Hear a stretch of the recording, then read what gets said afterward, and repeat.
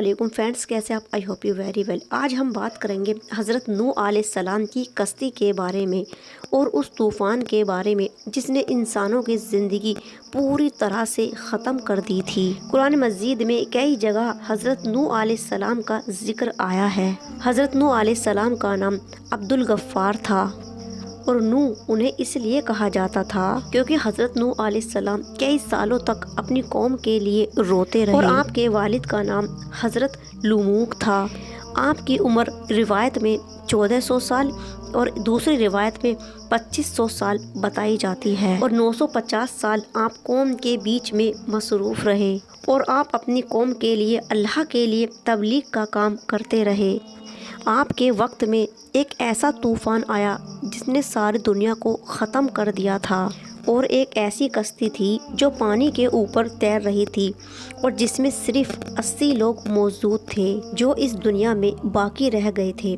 और ये वही लोग रहे हैं जिन्होंने इस दुनिया को दोबारा से आबाद किया और नस्ल इंसानी को बचाया। आज से 5000 साल पहले ये तूफ़ान इस ज़मीन पर आया और क्यों आया और ये लोग कौन थे जो इस कश्ती में सवार थे और इस तूफ़ान को नूह तूफ़ान के नाम से भी जाना जाता है। हज़रत आदम अलैहिस्सलाम के इस दुनिया में आने के बाद आपकी औलाद इस दुनिया में खूब फली फूली, लेकिन एक मुद्दत गुजर जाने के बाद वो लोग खुदा को भूल चुके थे और इस कौम ने पत्थर के तरह तरह के खुदा बना लिए थे और एक खुदा के जगह इन्होंने तरह तरह के मिट्टी के बुत बनाकर उनको खुदा समझकर उनकी इबादत किया करते थे और हर घर में तरह तरह के बुत रखे हुए थे।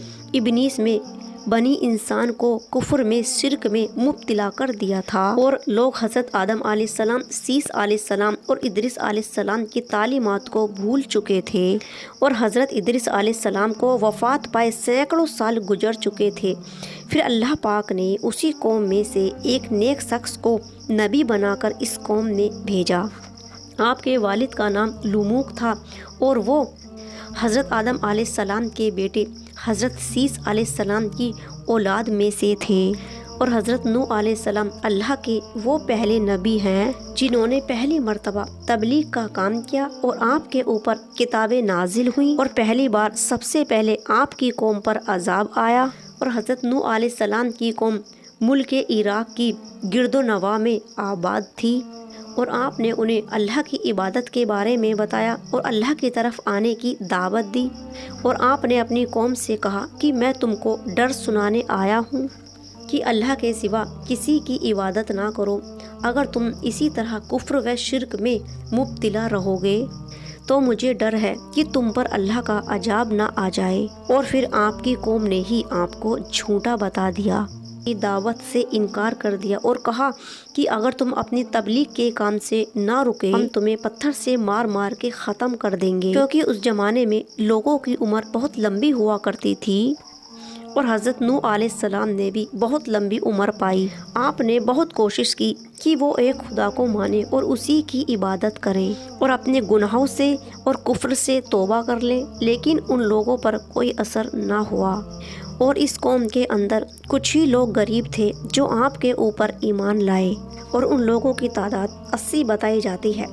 जब आप उन लोगों को समझाते समझाते बहुत साल गुजर गए तो आप दोनों के बीच में दुश्मनी बढ़ गई और अल्लाह पाक की तरफ से वही आई और उसमें ये कहा गया कि जिसकी किस्मत में ईमान की दौलत थी वो लोग ईमान ला चुके हैं और अब कोई भी ईमान नहीं लाएगा, इसलिए आप गमज़दा ना हो, उनकी तबाही का वक्त नज़दीक आ गया है। उसके बाद अल्लाह पाक ने हज़रत नूह अलैहिस्सलाम को हुक्म दिया कि तुम एक कश्ती बनाओ और अल्लाह रब्बुल इज़्ज़त का हुक्म पाते ही हज़रत नूह अलैहिस्सलाम कश्ती बनाने लगे और आप लकड़ी जमा करने लगे। अल्लाह रब्बुल इज़्ज़त ने आपको लकड़ी काट कर उसका तख्ता बनाने का हुनर भी नवाज दिया। जब आपने लकड़ी काटकर उसका तख्ता बनाया तो हज़रत नूह अलैहिस्सलाम को जब लोग लकड़ी काटते हुए देखते तो वो लोग आपका खूब मजाक बनाते और कहते, क्या तुमने अब नबूवत छोड़ दी है और बढ़ई का काम करने लगे हो? और जो ये कश्ती तुम बना रहे हो क्या ये ज़मीन के ऊपर चलेगी? क्योंकि हमें तो यहाँ कोई दरिया या समुद्र नज़र नहीं आ रहा। और हंसा करते थे और आपका खूब मजाक बनाते और तरह तरह के ताने मारते और हंसा करते थे। لیکن آپ صبر ہی کیا کرتے تھے اور ان سے اتنا ہی فرماتے تھے کہ اے شیطانوں کہ آج تو تم میرا مذاق بنا رہے ہو، لیکن اللہ کے عذاب سے تم بچ نہیں پاؤ گے، اور جب تمہارے سامنے حقیقت آئے گی، تمہیں حقیقت کا پتہ چلے گا تو تم اس وقت افسوس کرو گے، لیکن اس وقت تمہاری کوئی بھی معافی قبول نہیں ہوگی۔ جب عذاب الہی کا وقت آیا، اللہ پاک نے حکم دیا کہ ہر قسم کے جانوروں کا جوڑا اس کشتی میں رکھ لو، اور جو لوگ تم پر ایمان لائے ہیں انہیں بھی اس کشتی میں سوار کر لو۔ اس کے بعد حضرت نوح علیہ السلام نے اللہ کا حکم پا کر ویسے ہی کیا۔ اس کے بعد طوفان کے آثار ظاہر ہو گئے، اور دیکھتے ہی دیکھتے زمین کے ہر کونے سے پانی نکلنے لگا، اور آسمان سے بھی پانی برسنا شروع ہو گیا، اور آسمان سے اتنی تیز بارش ہو رہی تھی کہ مانو سب کچھ اپنے ساتھ بہا کر لے جائے گی، مانو قیامت آ گئی ہو۔ بس وہی کشتی طوفان کے اوپر تیر رہی تھی۔ حضرت نوح علیہ السلام نے اپنے بیٹے کنعان کو دیکھا جو ایک اونچی جگہ پر کھڑا ہوا تھا کہ اے میرے بیٹے، ہمارے ساتھ کشتی میں سوار ہو جاؤ اور کافروں کے ساتھ نہ رہو۔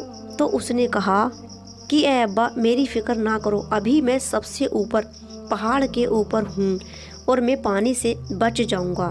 حضرت نوح علیہ السلام نے کہا کہ آج قہر الہی سے کوئی بھی نہیں بچ سکتا، اور پھر ان دونوں کے بیچ ایک بہت بڑی لہر آئی اور وہ اس لہر کے اندر غرق ہو گیا۔ پانی کی لہریں اتنی بلند تھیں کہ زمین کے ہر بڑے پہاڑ کو لہروں نے اپنے اندر چھپا لیا تھا، اور زمین کے اوپر کوئی بھی چیز زندہ نہیں تھی، ہر چیز نیست و نابود ہو چکی تھی۔ صرف حضرت نوح علیہ السلام کی ایک کشتی تھی جو پانی کی بلند لہروں کے اوپر تیر رہی تھی، اور اس کشتی میں صرف 80 لوگ موجود تھے جو اس کشتی میں 150 دن تک رہے، اور پھر ان کا رخ جبل جودیل کی طرف پھیر دیا گیا تھا، اور اس جگہ آ کر وہ کشتی ٹھہر گئی تھی۔ پھر حضرت نوح علیہ السلام نے زمین کی خبر لینے کے لیے ایک کوے کو بھیجا، اور کوے نے جب زمین پر مردار دیکھے تو ان کے اوپر جھپٹ پڑے۔ پھر آپ نے ایک کبوتر کو بھیجا، اور کبوتر زیتون کے پتے کو لے کر واپس آیا، اور اس کے پیر کیچڑ میں لت پت ہوئے تھے، اور جس کو دیکھ کر حضرت نوح علیہ السلام جان گئے تھے کہ اب زمین خشک ہو چکی ہے۔ پھر اس کے بعد حضرت نوح علیہ السلام کشتی سے نیچے اتر آئے اور ایک جودہ پہاڑ پر ایک بستی کی تعمیر کی، اور جس کا نام سمانیم رکھا، اور یہاں سے انسانی نسل کی شروعات ہوئی۔